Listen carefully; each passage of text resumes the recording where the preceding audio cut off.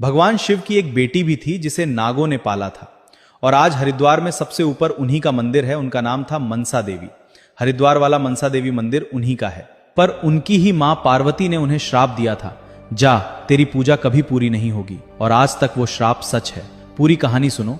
देवी भागवत पुराण के अनुसार एक बार भगवान शिव कैलाश पर गहरे ध्यान में बैठे थे। उनके मन में सृष्टि का विचार आया। उसी मन की ऊर्जा से एक बहुत सुंदर कन्या प्रकट हुई। क्योंकि वो शिव जी के मन से प्रकट हुई थी, इसलिए उनका नाम पड़ा मनसा। मनसा का मतलब होता है मन की इच्छा से जन्मी। शिव जी तो ध्यान में थे, तो इस बच्ची को पाला किसने? नागों के राजा वासुकी ने।